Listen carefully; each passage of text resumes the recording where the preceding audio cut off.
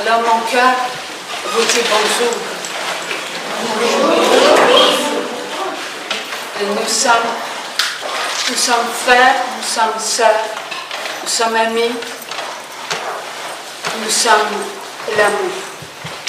Ce que Dieu attend de nous, c'est que nous soyons des instruments pour nos enfants, pour nos petits-enfants, pour ceux qui nous connaissent et pour ceux qui ne nous connaissent pas. Dieu veut instruire les enfants du monde, même ceux qui ne veulent pas entendre parler d'amour de Dieu. Dieu continue à les aimer. Dieu continue à être en leur vie, tout comme nous continuons d'être en la vie de ceux qui nous tournent le dos, de ceux qui ne savent pas que nous avons la même chair. Alors le Seigneur, il m'a demandé d'être obéissant.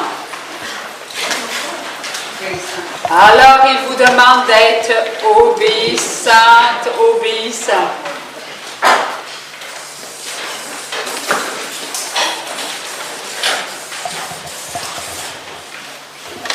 Un acte de vie sans amour.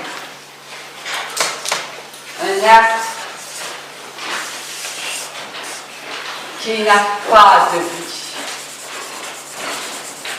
Un acte qui est noir. Un acte qui a été empoisonné. Cet acte, c'est une pensée, un regard, une écoute, une parole, une action, un sentiment. Nous tous, nous avons cela en notre chair. Tout comme ceux qui sont à l'extérieur de cette demeure, de par le monde, ont en eux. Tous pensent. Tous ont une écoute, un regard, une parole, une action, un sentiment. Même ceux qui sont aveugles, même ceux qui sont sourds, même ceux qui sont muets, même ceux qui sont paralytiques, même ceux qui sont schizophrènes. Ils sont vivants. Ils ont en eux des actes de vie sans amour.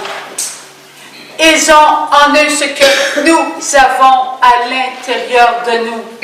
Et cela a débuté dès que Caïn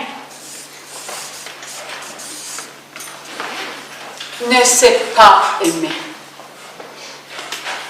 Adam et Ève se sont aimés. Ils ont choisi l'amour conditionnel au lieu de l'amour inconditionnel.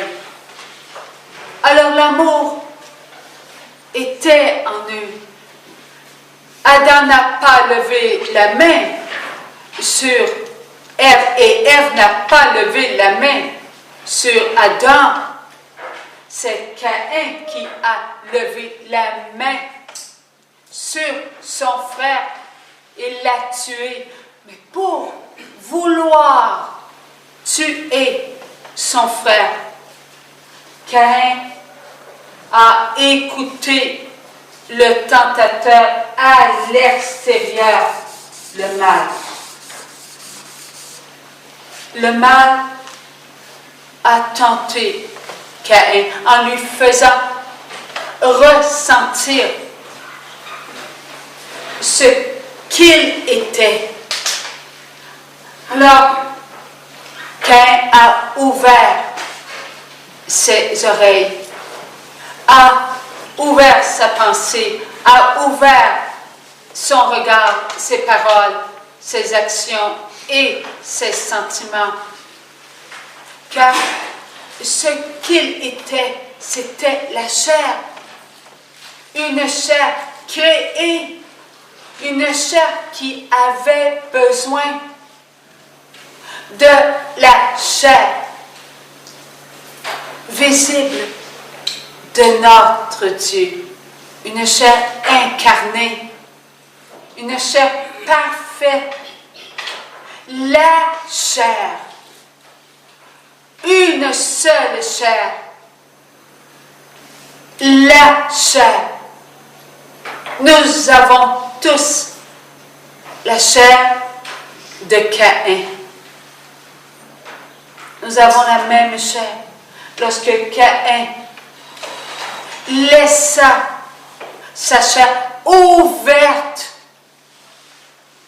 à la tentation, il regarda son frère. Il regarda son frère. Il pensait que son frère était aimé de Dieu plus que lui-même, qui voulait être aidé lui aussi par Dieu. Il pensait cela. Alors, ses écoutes se sont mis à être à l'extérieur au lieu d'être à l'intérieur. Alors, il se prononçait des paroles. Dieu n'appréciera pas mon offrande. Alors, il laissait sortir de lui une souffrance. Alors, lorsqu'il leva la main sur son frère, lorsque cette action sortit de lui,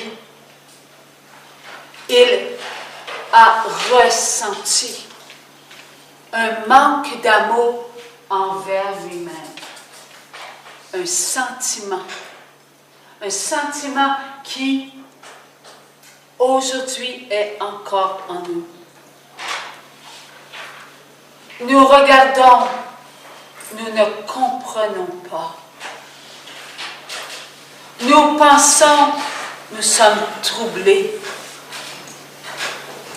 Nous écoutons, nous nous fermons à nous-mêmes. Nous nous fermons à l'amour de notre prochain. Ce que nous disons est contre nous. Ce que nous faisons nous démontre que nous sommes incapables de nous aimer tels que nous sommes. Nous sommes des enfants de Dieu. Caïn n'avait pas en lui ce que nous avons en nous. Caïn était plus parfait que nous. Il avait la tâche originelle, comme nous avons la tâche originelle. Mais lorsque nous recevons le baptême, elle disparaît, cette tâche. Caïn avait la tâche originelle en lui, mais sa chair ne connaissait pas la violence. Sa chair ne connaissait pas le jugement. Sa chair ne connaissait pas l'envie. La chair ne connaissait pas la jalousie. Sa chair ne connaissait pas la haine. Caïn avait une chair pure. L'âme avait connu la désobéissance. L'âme, lumière de Dieu en nous. C'est Dieu qui a mis l'âme en nous. L'âme est belle. L'âme est toute belle. Elle reçoit la lumière de Dieu. Elle se laisse aimer par Dieu. Dieu est en nous. Dieu a déposé en nous la vie éternelle. La vie éternelle est en notre âme et notre âme reçoit l'amour. Notre âme est alimentée des grâces de l'amour. Continuellement, l'amour donne à notre âme ce dont elle a besoin. Alors notre âme va-t-il dans l'amour? Elle goûte à l'amour. Elle est heureuse avec ce qu'elle est. Car maintenant, notre âme, bien que nous ayons reçu le baptême, elle doit toujours se maintenir dans l'obéissance. Elle doit toujours recevoir des grâces qui lui démontrent que Dieu l'aime inconditionnellement. Car ce qu'elle reçoit de la chair, c'est un amour conditionnel. Donc, notre âme sait que nous pouvons la faire souffrir lorsque nous choisissons. Si nous choisissons le bien, elle ne souffre pas. Mais lorsque nous choisissons le mal, là, elle sait, notre âme, qu'elle peut être atteinte. Elle sait, notre âme, qu'elle peut connaître une agonie. Pas mourir, mais cette agonie l'amène à goûter à la mort. Elle en souffre. Elle a besoin de Dieu. Elle a besoin de son amour. Elle a besoin de reconnaître que l'amour inconditionnel de Dieu la nourrit. Elle est prête à tout pour son Dieu et elle nous aime. Elle nous aime alors que notre chair, depuis Caïn, l'a fait souffrir. Ce que Dieu veut nous faire comprendre, c'est ce qu'il y a en notre chair et qui nous fouette à chaque instant. Ce que Caïn a connu en sa chair et qui est disparu au moment où Jésus a dit à son Père, tout est accompli. Et Jésus, à cet instant, est descendu aux enfers. Nous avons en nous encore des marques. Comment se fait-il que après que Jésus nous ait purifiés, nous soyons encore dans la souffrance? Nous connaissons l'envie, nous connaissons le jugement. C'est parce que la chair se nourrit. Nous, les petites chairs, nous sommes tous unis. Nous nous faisons souffrir continuellement. Et la chair continue. Nous avons les marques. Ces marques sont les marques que Caïn a reçues. Et oui, avec toutes ces années, nous ressentons encore les mêmes marques dans notre chair.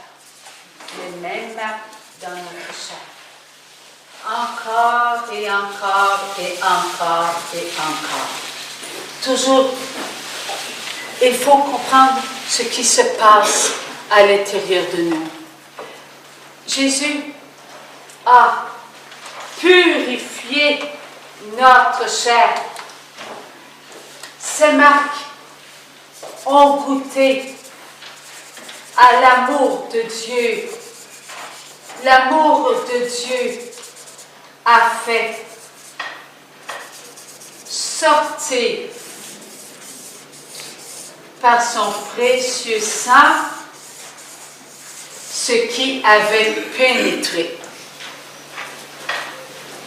Au moment où Jésus a purifié nos péchés, ces marques ont sorti de nous. Ils ont été envoyés à la mort. Car nous n'avons plus ces marques en nous. Ce venin est sorti de nous. La chair a été purifiée. Et cela est accompli. Lorsque Jésus a dit au bon larron, aujourd'hui même tu seras avec moi au paradis. Il l'a prononcé. Alors, lorsqu'il a dit cela, est-ce qu'il a dit cela au bon larron? Il a dit cela au bon larron, âme et chair. Puisque le bon larron a entendu avec ses oreilles, avec sa chair, il a regardé son Jésus d'amour. Il a sorti des paroles, souviens-toi de moi. C'est avec sa chair, c'est un acte de vie. Il a pensé avant de prononcer, lui, il n'a rien fait de mal. Alors que moi et mon compagnon, nous le méritons. Alors, sa pensée, il l'a exprimée, il l'a accepté, il était attaché. Nous le méritons. Il était condamné à mourir sur la croix. Mais il a eu un sentiment d'amour, un regret. Et Dieu, Jésus a dit ces paroles, des paroles d'amour. Tu seras avec moi aujourd'hui même. Ce que nous comprenons, c'est que la chair a été purifiée. Est-ce que notre chair a été purifiée? Oui. Alors, nous n'avons plus de marque en nous. Nous n'avons plus de marque en nous. Ces marques, c'est le venin de Satan. Et ce venin est parti. Il est sorti de nous. Mais notre chair est faible. Notre chair se souvient. Pourquoi? Parce que Satan et ses acolytes ne cessent pas de nous tenter. Et à cause de notre amour, nous avons un amour. Mais il est conditionnel. Il n'est plus inconditionnel.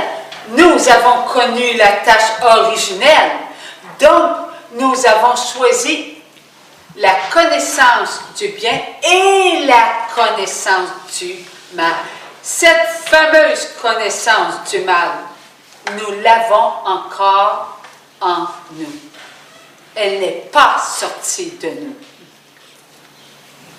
Cette connaissance devra sortir de nous. et sortira de nous, savez-vous quand? Quand toute chair saura qu'il n'y a qu'une chair et que cette chair est créée pour adorer Dieu, pour servir Dieu, pour contempler Dieu. Voilà ce que nous devons comprendre. Tant qu'il y aura un frère, une sœur sur la terre qui ne comprendra pas qu'il n'y a qu'une seule chair, nous serons toujours avec notre amour conditionnel. Notre amour conditionnel qui a une mesure d'amour. Chacun de nous n'avons pas toutes la même mesure. Cela, c'est à cause de notre je t'aime. Lorsque Dieu dit, va, accomplis ta mission, alors là, nous voyons ce que nous devons être pour Dieu. Un amour qui veut s'accomplir. Un amour qui se sent fort. Un amour obéissant. Un amour abandonné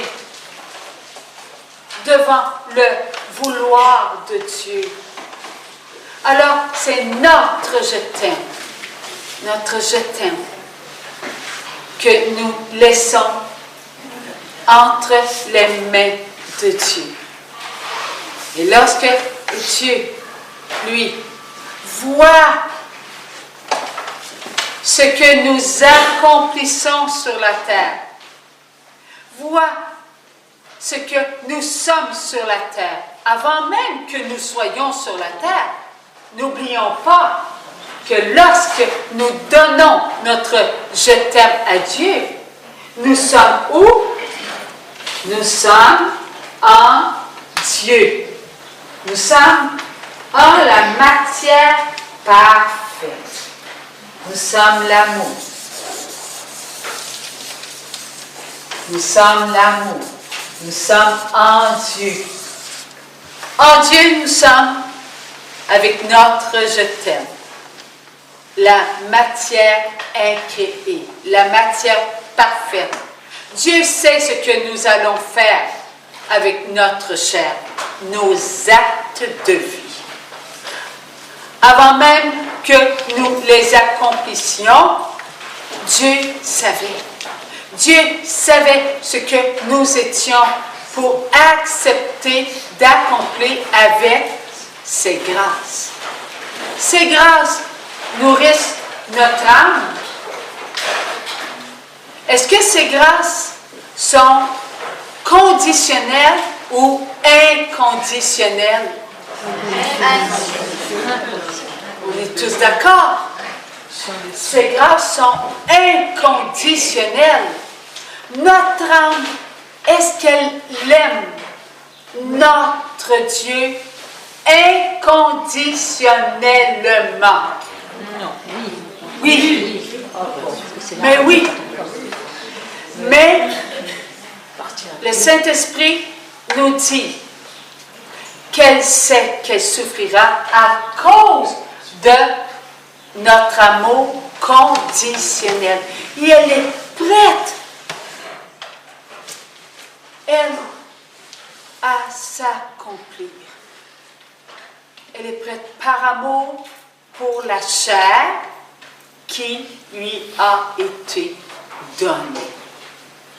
Elle aime notre chair, notre âme. Inconditionnellement, notre âme aime notre chair. Pourquoi? Parce qu'elle se laisse nourrir par les grâces qui sont de l'amour inconditionnel. Elle est belle, notre âme. Elle est toute oui pour notre Dieu. Elle est tout lumière pour notre Dieu. Elle est toute présence pour notre Dieu. Elle est tout abandon pour notre Dieu. Elle a soif continuellement d'amour. Et cet amour ne peut pas venir de nous. Cet amour vient de Dieu parce que c'est inconditionnel.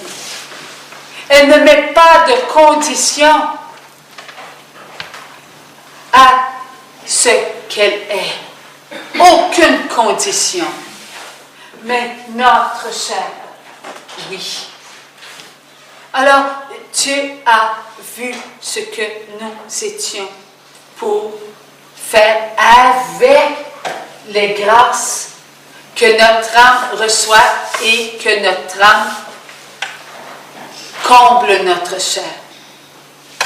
Nous allons tomber souvent dans la connaissance du mal à cause de notre manque de foi. Combien d'entre nous avons lu les paroles de notre Jésus d'amour? Et combien avons-nous compris qu'on manquait de foi? Lorsque Jésus guérissait, ta foi t'a guéri. Combien de fois nous avons entendu cela? Et que sommes-nous? Nous sommes tous des enfants malades. Nous recevons Jésus. Il nous donne son corps à manger. Il nous donne son sang à boire. C'est notre chair qui reçoit tout de notre Dieu. Et on a le cancer, on a un rhume, on a une grippe, on a la varicelle. On est toujours malade. Malade de jalousie, d'envie, de jugement. Oui, nous sommes malades alors que nous devrions être guéris totalement. Mais nous savons que nous manquons de foi. Et nous voulons. Parfois, nous voulons tellement que nous passons notre vouloir avant le vouloir de Dieu. Nous ne voyons pas ce que Dieu voit. Lui, il sait que nous vivons avec quelque chose. Nous vivons avec l'ombre de nos péchés. L'ombre de nos péchés nous poursuit toujours et toujours. L'ombre de nos péchés nous rappelle ce que nous avons fait. Nous rappelle que nous manquons de foi envers l'acte de vie de notre Dieu. L'acte de vie de notre Dieu, c'est sa mort sur la croix. Cet acte est vivant. Ce n'est pas un acte mort, c'est un acte vivant. Sa mort, c'est son sang qui coule sur nous. Sa mort, c'est sa chair qui s'ouvre pour nous et qui se donne en nourriture. Continuellement, Jésus nous donne, c'est un acte de vie si puissant qu'il nous dit, il faut mourir pour vivre. Alors, Jésus nous dit, regardez vos actes de vie que j'ai purifiés. Ce sont vos péchés purifiés que je vous demande de regarder. vos péchés pardonnés que je vous demande d'accepter, vos péchés qui vous ont fait souffrir, que je vous demande d'accompagner, vos péchés rebelles qui ont été amenés à l'obéissance, vos péchés noirs qui sont devenus des péchés de lumière. Car ces péchés sont couverts par le précieux sang de Jésus. Ces péchés sont amour, ils ont été portés par Jésus, l'amour inconditionnel. Jésus l'a accepté. Jésus a laissé couler la volonté de son Père sur nos péchés impurs. La miséricorde de Dieu le Père. Il nous a envoyé son Fils pour qu'on goûte à sa miséricorde.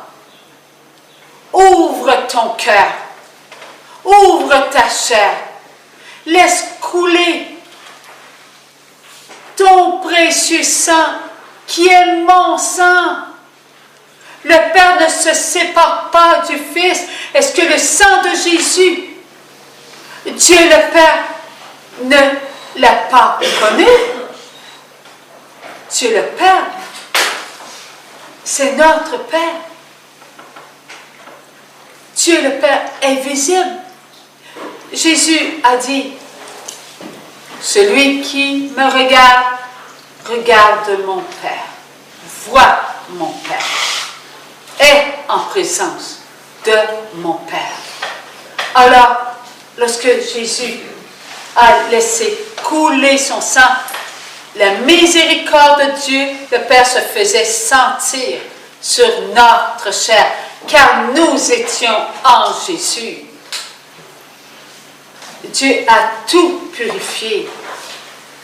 Nous avons en notre chair la miséricorde de Dieu le Père. Nous avons en notre chair le sang de Jésus. Nos actes de vie impurs ont été connus par Jésus. Et lorsque son sang a coulé, c'est pour nous, pour qu'on aime ce que lui aimait avant nous. Il nous a aimés. Il a aimé notre chair impure. Il l'a aimé, Jésus. Il ne s'est pas séparé de qui nous étions.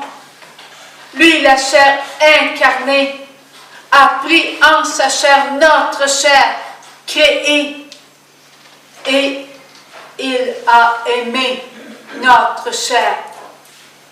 Il a aimé notre chair alors qu'elle contenait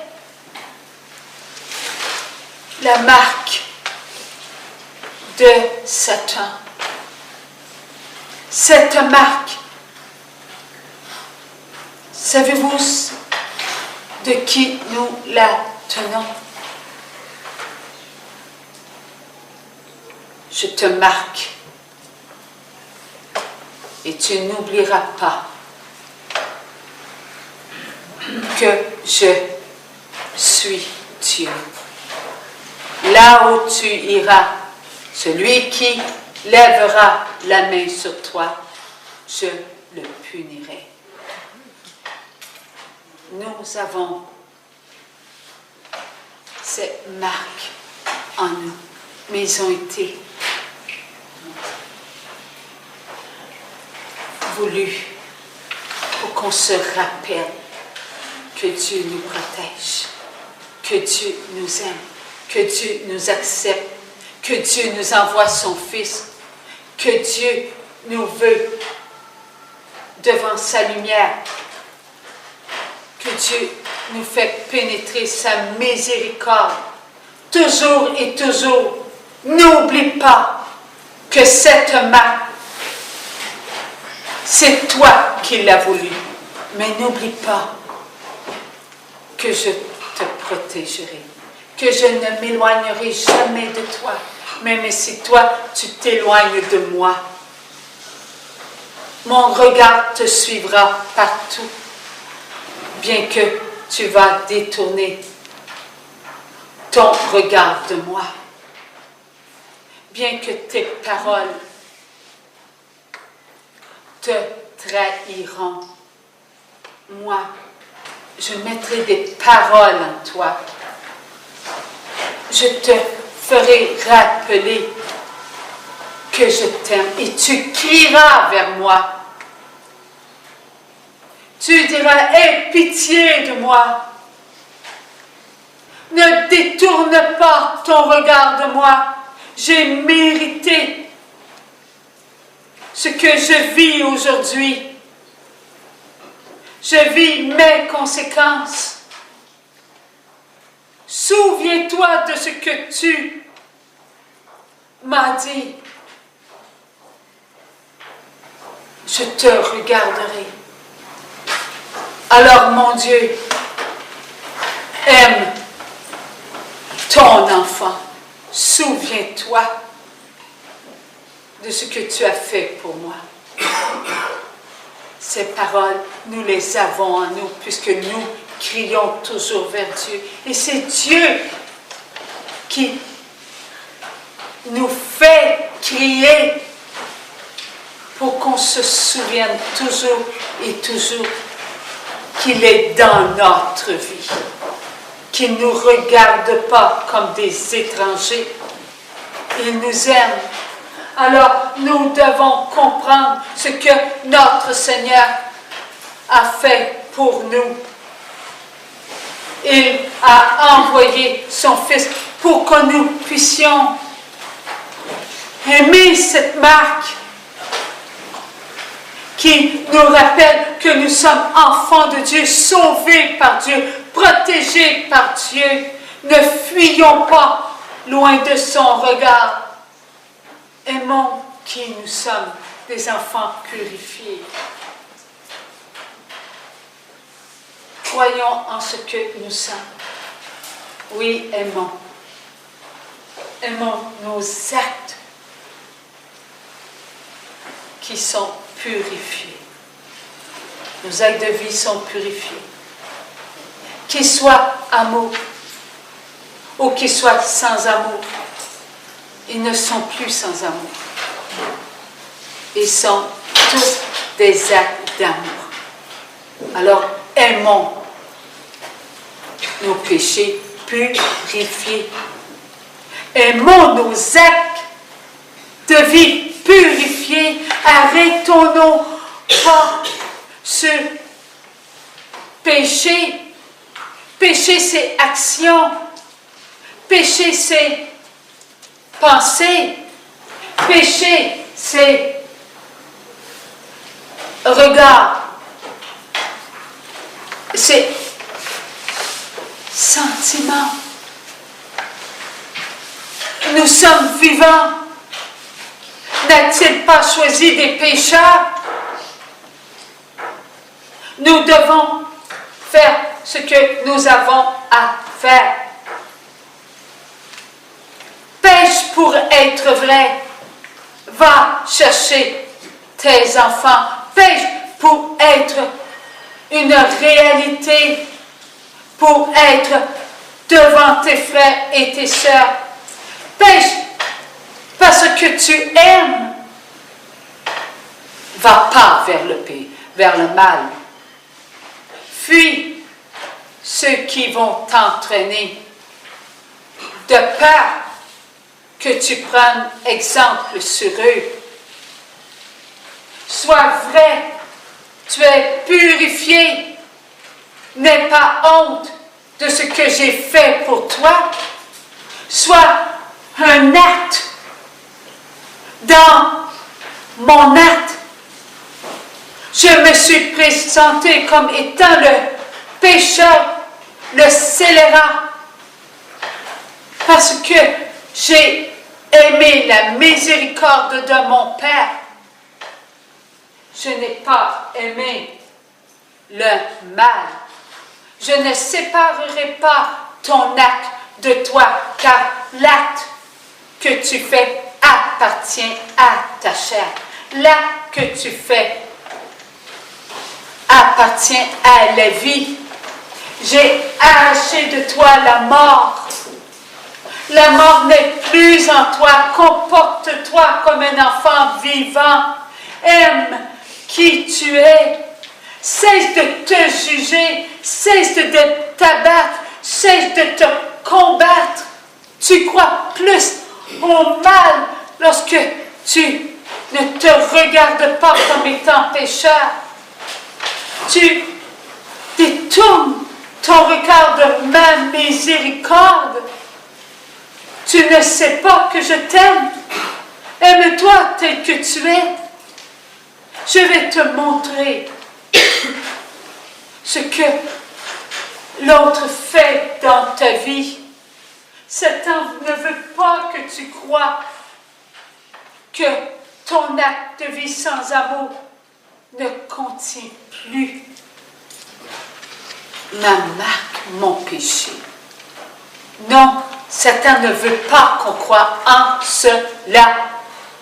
Il va tout faire pour qu'on n'entre pas dans la purification de notre chair accomplie. Il va nous aveugler, il va nous faire aimer l'ombre de nos péchés. Oui, lorsque nous acceptons de mentir, c'est que nous écoutons le tentateur qui nous fait souvenir que nous avons menti. Nous ne sommes pas capables de dire « Je refuse cette tentation.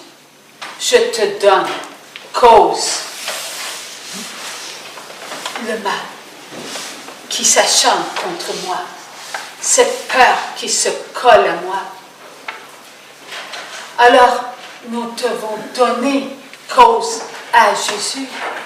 Nous devons donner choix à Jésus. Nous sommes enfants libres par le précieux sang de Jésus. Alors, nous devons refuser d'entrer dans ce choix. Nous devons dire, Jésus, je te donne conséquence. Car lorsque je fais un mauvais choix, je vais goûter à ma conséquence. Et là, je vais encore croire que Jésus ne m'a pas purifié. Je vais vivre continuellement avec l'ombre de mes péchés. Et je vais continuer à offenser mon Dieu. Je ne croirai pas que mon Dieu, la miséricorde, a envoyé son Fils mourir sur la croix pour déverser son sang afin d'envoyer à la mort le mal. Non, je n'y croirai pas. Pourquoi?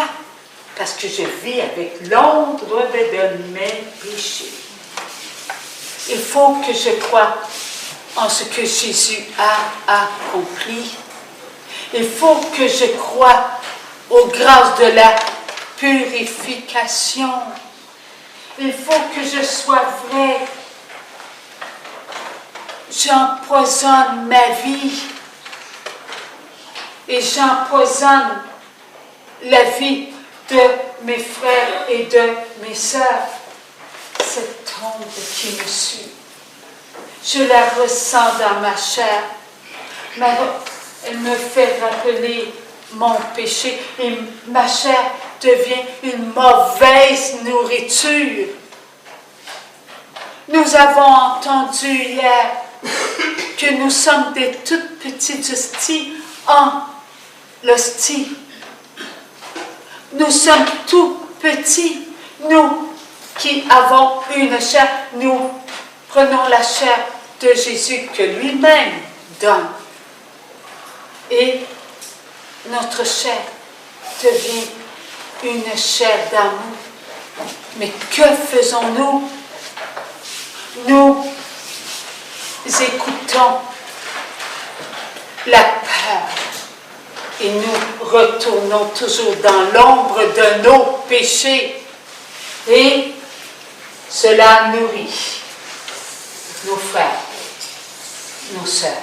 Continuellement, nous nous nourrissons. Et ça revient, ça revient, ça revient, ça revient et ça revient. Toujours. C'est ce que nous faisons.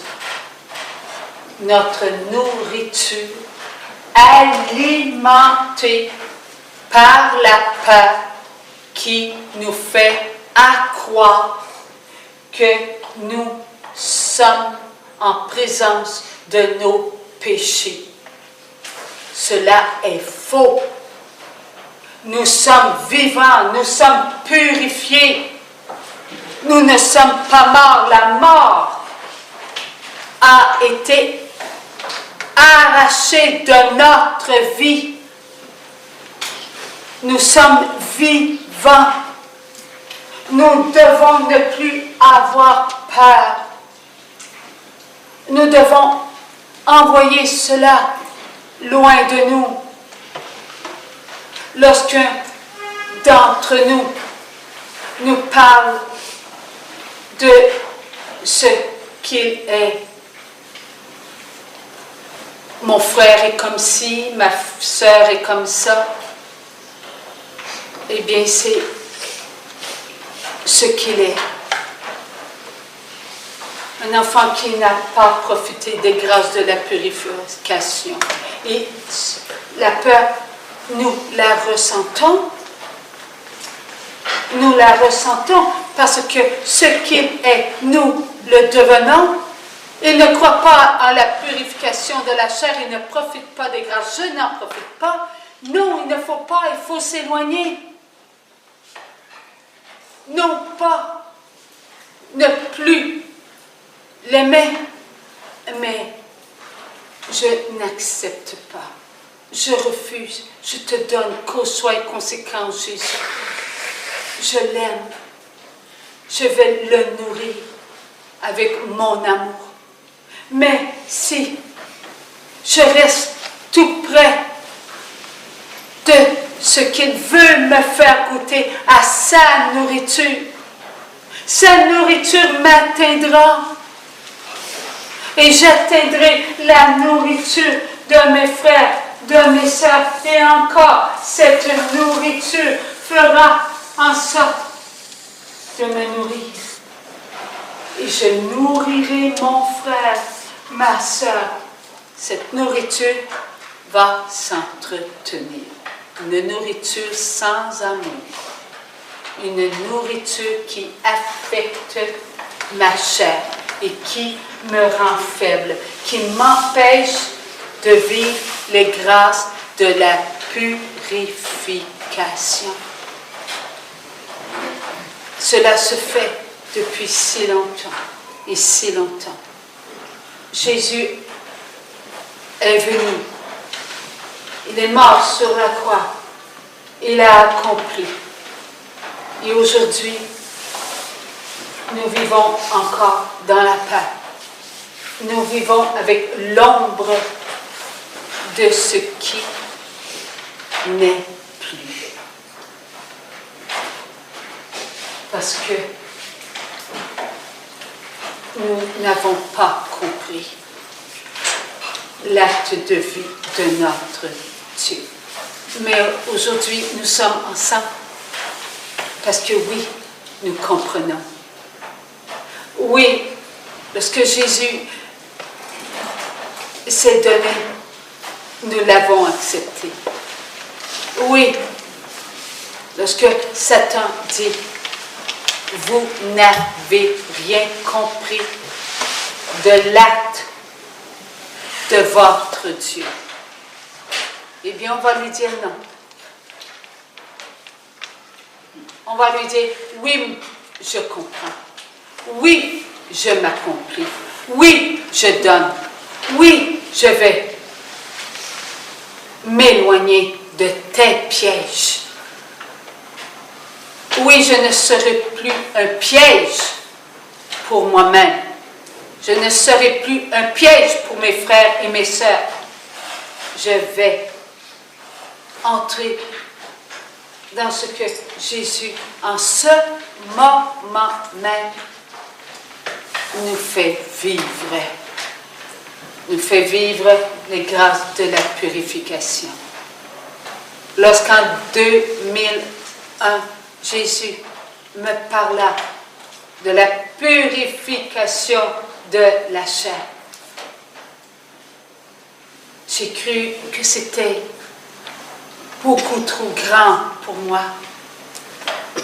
Plus il me faisait comprendre ce qu'était la purification de la chair, et plus je disais, Seigneur, envoie d'autres comme moi de par le monde. C'est trop grand pour une personne. Il faut que tu instruises d'autres enfants pour que nous soyons plusieurs à faire ce que tu nous demandes. Répéter, répéter, répéter, répéter, répéter, répéter. Il y a plus de 900 rencontres comme celle d'aujourd'hui. Plus de 100 rencontres, à part des autres que nous avons eues lors des rencontres dans les vacances chrétiennes. Le nombre est si grand, mais c'est n'est qu'en 2000, la fin du 2014 que j'ai compris. 13, 12. Lorsqu'il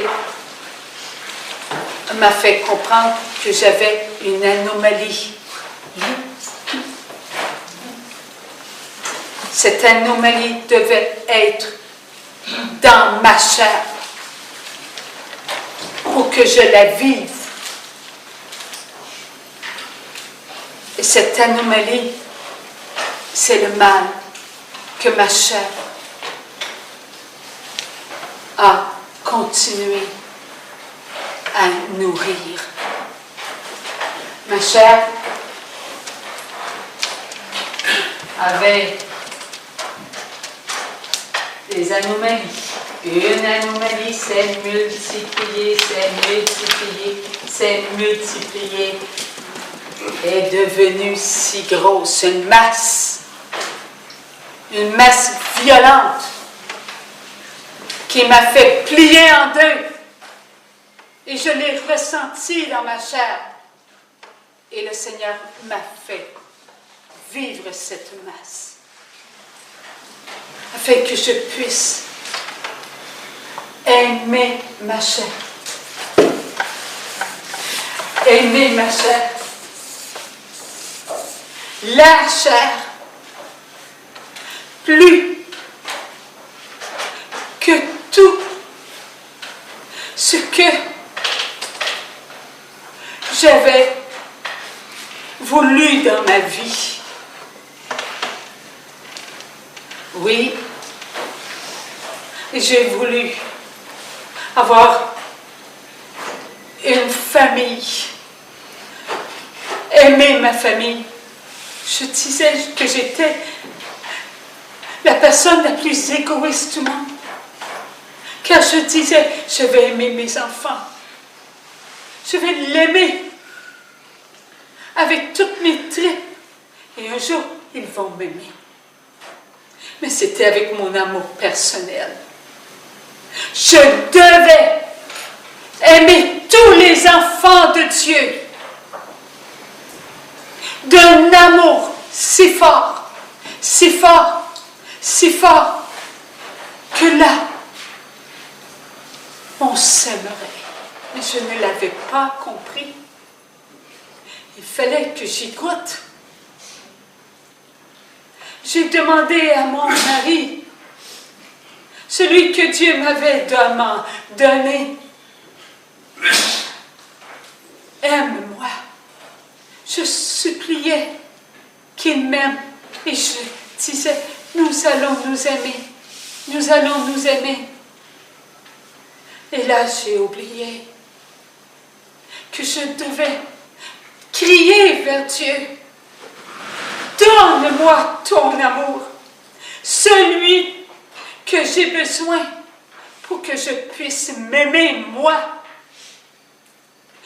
Et là, cet amour sortira gratuitement pour celui que tu m'as confié. Mais je ne l'avais pas compris. Je ne l'avais pas compris. Je regardais mes enfants souffrir. Et je priais, je priais, je priais. Et là, j'ai compris que je devais prier pour tous ceux qui avaient la même souffrance que mes enfants. Je devais aimer. Autant que j'aime mes enfants, autant il fallait que je passe par là pour que je puisse comprendre qu'il n'y a qu'une seule chair. Alors, cette anomalie, il fallait la connaître. Voilà pourquoi j'ai passé par plusieurs d'enfants de Dieu qui connaissent la maladie. Ce cancer, et c'est Dieu qui l'a prise en sa chair. Ce cancer, il a dit, c'est moi qui l'ai porté, pas toi. Toi, tu as une anomalie. Moi, je porte le cancer. Car encore aujourd'hui, notre Seigneur porte ce que vous portez. Ce que nous n'avons pas compris. Alors, tranquillement, j'ai appris. Tout le long de cet état de noirceur, il fallait que j'entre dans la lumière, que je comprenne. Lorsque je suis entrée dans cette machine qui a comme fonction de détecter des cellules cancéreuses, eh bien, merci Seigneur de m'avoir aimé. Merci Seigneur de m'avoir appris pendant 2001 à 2012 que je devais aimer. Que je devais aimer avec ma mesure d'amour. Parce que j'ai entendu mon Jésus d'amour. M'aimes-tu, ma fille? Avance, ma fille. Alors j'avance, je disais oui. Et lorsque j'avançais, j'entendais la noirceur. Cette noirceur qui, je vais t'envahir. Et ça me couvrait. Et là, je disais, oui, Seigneur, j'aimais mes frères et mes sœurs. C'était plus puissant que la noirceur. Et là, j'entendais la voix de Jésus. M'aimes-tu, ma fille?